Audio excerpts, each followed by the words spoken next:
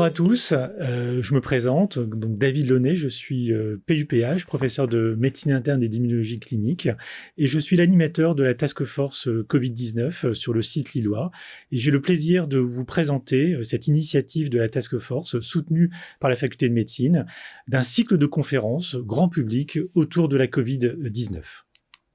Cette présentation va être faite donc par moi et puis par le professeur Michel Levasseur,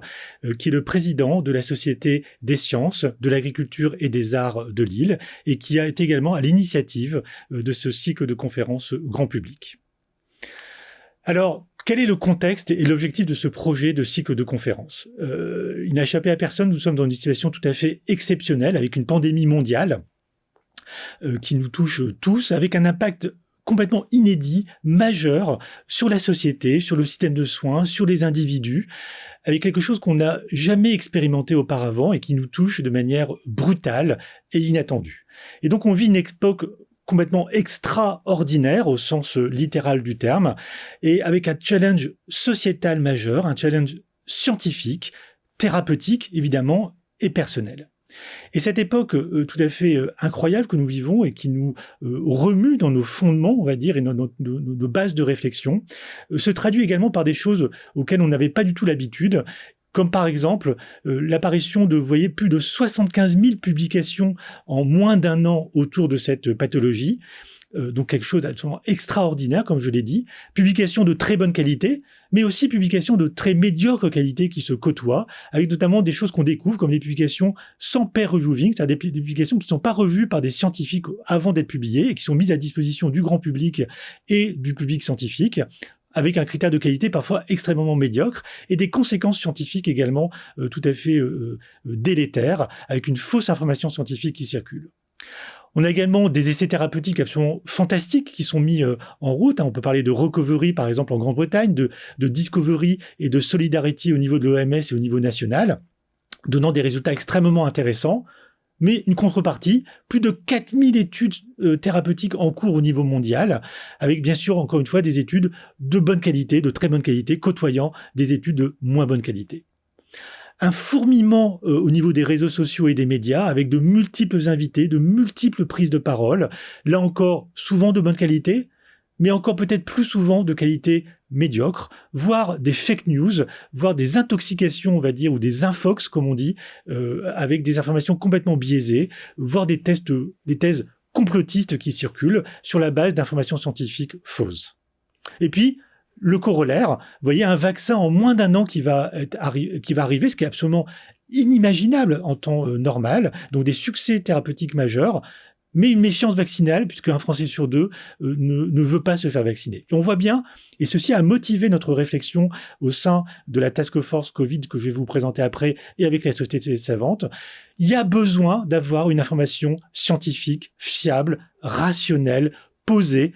par des experts. Et c'est tout le but de ce cycle de conférences qu'on va vous proposer, c'est d'apporter, avec des experts lillois, des informations fiables, apaisées, vérifiées, académiques, pour vous permettre d'avoir une référence et une base de réflexion au-delà des fake news et des infox. Alors cette initiative de réaliser ce cycle de conférences s'inscrit dans une initiative beaucoup plus globale du site lillois. Vous savez que le site lillois s'est mobilisé, il y a une mobilisation générale de Lille suite à la pandémie mondiale,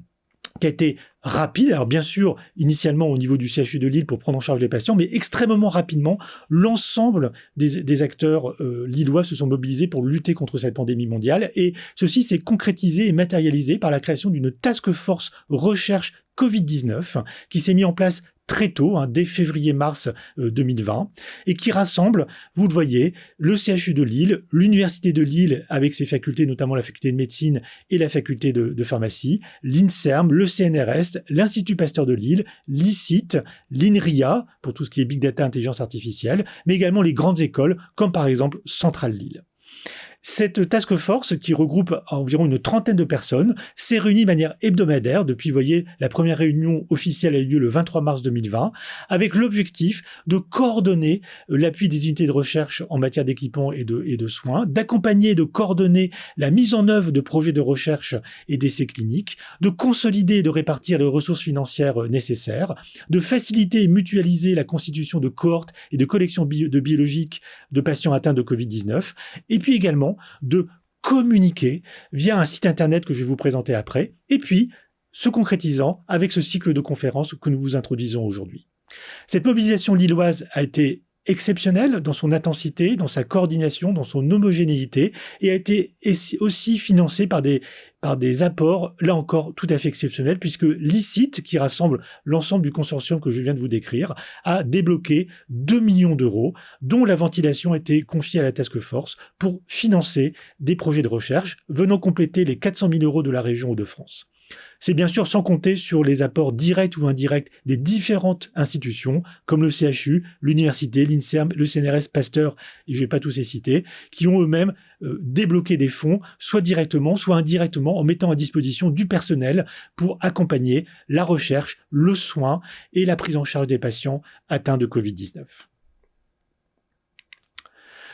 Plus de 60 projets de recherche ont ainsi pu se faire à Lille et sont collectés et décrits sur le site internet que vous voyez ici, researchcovidlille.fr, que je vous invite à aller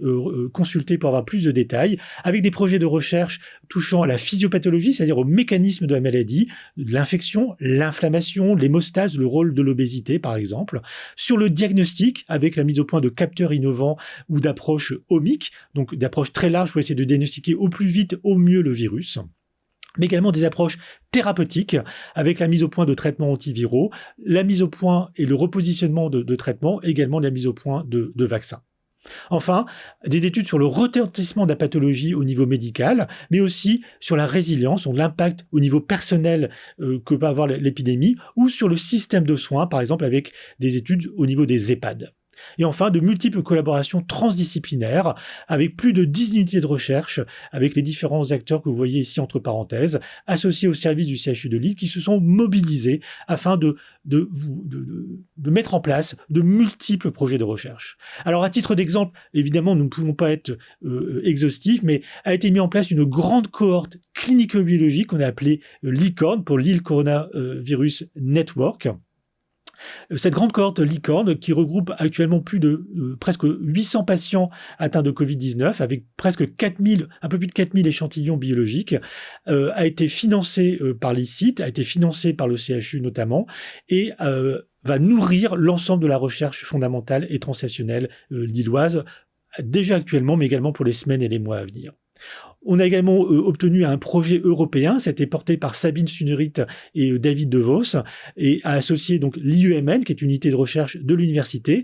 spécialisée dans l'électronique, et qui a permis ainsi de mettre en des compétences très diverses, comme des compétences d'électronique par exemple, avec des compétences médicales, pour aboutir à un dispositif tout à fait innovant de diagnostic rapide du coronavirus, aboutissant à l'obtention d'un projet européen très fortement financé donc par le Conseil européen. Et puis bien évidemment, des projets de traitement comme un repositionnement de drogue, comme de l'innovation thérapeutique avec de nouveaux traitements antiviraux, comme la mise au point de vaccins, avec cette recherche plutôt réalisée au niveau du site Pasteur. On a également pu obtenir et mettre en place le fait que des représentants de la task force soient présents dans le comité de pilotage national de la plateforme vaccinale. Et ceci également s'est concrétisé avec l'aide de tous sur le fait que le CHU de Lille était le 2e centre français en termes d'inclusion dans l'essai national Discovery. Au-delà de ces 60 projets et plus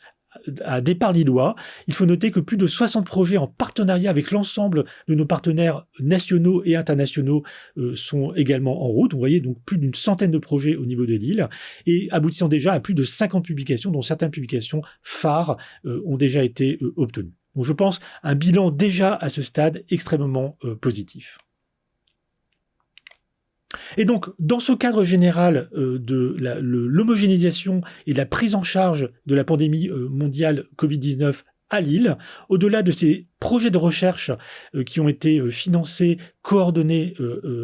par la task force et par l'ensemble évidemment des institutions partenaires, une des tâches de la task force était de mieux communiquer pour les raisons que je vous ai indiquées au début, notamment pour lutter contre la fausse information et pour lutter contre les fake news. Et donc, sollicité et en partenariat avec la Société savante que le professeur Levasseur va vous décrire après, nous avons décidé de couvrir un grand nombre de questions scientifiques autour de la Covid-19, allant de la physiopathologie au traitement, en passant par les manifestations cliniques, avec des informations scientifiques fiables, faites par des experts académiques, reconnus, des médecins, des pharmaciens, des chercheurs de référence du site Lillois, puisque le site Lillois a toutes les compétences et tous les talents pour assurer ce cycle de conférences à destination du grand public, averti évidemment, sous forme de capsules vidéo de 5 à 10 minutes, on l'espère sur un rythme quotidien jusqu'au 19 décembre, et qui a pour but, encore une fois, de vous informer de manière apaisée, fiable, sereine et certaine sur cette pathologie. On espère que ces vidéos vont devenir des vidéos de référence. Ceci vient donc d'un partenariat, comme je l'ai dit, entre la Task Force lilloise et la Société des sciences, de l'agriculture et des arts de Lille. Alors, le programme est un programme que je vous présente ici. Nous sommes donc au jour numéro 1, donc à l'introduction de ce cycle de conférences. Nous allons ensuite partir sur des présentations qui vont être autour du virus et de la réponse immunitaire, avec différents intervenants qui sont en train de préparer les diapos, et j'ai masqué les noms, puisque comme ça vous pourrez les découvrir au fur et à mesure, ces noms, avec donc différents aspects de l'infection virale et de la réponse immunitaire qui vont vous être présentés, là encore de manière didactique, afin que vous ayez bien ces informations-ci. Ensuite, nous aborderons dans la semaine numéro 2 la maladie en phase aiguë, avec l'expression clinique et la prise en charge des patients lorsqu'ils sont hospitalisés pour la phase aiguë de la Covid-19. Nous enchaînerons ensuite sur la phase plus chronique, puisque malheureusement, les patients atteints de Covid-19, un certain nombre d'entre eux vont décéder malheureusement, mais pour les patients qui survivent, ils souffrent de séquelles dont on est en train de découvrir l'importance, des séquelles neurologiques, des séquelles psychiatriques, des séquelles respiratoires, des séquelles un peu plus générales, pour lesquelles il faut être au courant de cela, il faut savoir que ça existe, et il faut savoir comment les prendre en charge, notamment en termes de rééducation. Nous aborderons également dans cette session un point sur la méthodologie des essais thérapeutiques et au développement des médicaments pour vous expliquer pourquoi il est important d'avoir une démarche scientifique lorsqu'on met en place un traitement dans cette pathologie. On a vu toutes les polémiques qu'il pouvait y avoir sur la mise en place un petit peu précipitée de traitements qui se sont avérés in fine peu efficaces. Enfin, nous aborderons justement les différents aspects thérapeutiques à l'étude avec des notions d'épidémiologie et de prévention, et puis là encore des approches très pragmatiques sur du repositionnement de drogue, sur les approches vaccinales et sur les approches antivirales. Et enfin, nous terminerons par une conclusion et des perspectives, qui là, je peux le dévoiler, seront faits par le professeur Régis Bordet, qui est le directeur général de l'ICID, et qui mettra un peu de perspective et de hauteur en termes de conclusion à ce cycle de conférences. Donc, voilà, une mobilisation générale du site lillois, de l'ensemble du site lillois, avec la société savante que je vous ai indiquée, et des capsules vidéo qu'on espère être de référence et qu'on espère vont être intéressants pour un grand public averti que vous êtes. Donc, il me reste bien sûr à remercier la Task Force Recherche Covid-19, mais quand je remercie la Task Force Recherche Covid-19, c'est en fait, je remercie l'ensemble du site lillois et l'ensemble des personnes qui sont mobilisées depuis le départ pour accompagner les patients, pour accompagner la recherche et pour réaliser ces capsules vidéo. Donc l'ensemble des intervenants, je remercie le service ICAR de la faculté de médecine qui nous accueille, et je remercie bien sûr la faculté de médecine, son doyen, le professeur Lacroix, et son responsable de communication, le professeur Sombanski, pour avoir permis l'organisation pratique. Enfin, je remercie l'ensemble des partenaires, le CHU de Lille, l'Université de Lille, et à travers l'Université de Lille, la faculté de médecine et la faculté de pharmacie notamment, l'INSERM, le CNRS, Pasteur, INRIA, Centrale Lille et l'ICIT, pour leur accompagnement et leur investissement,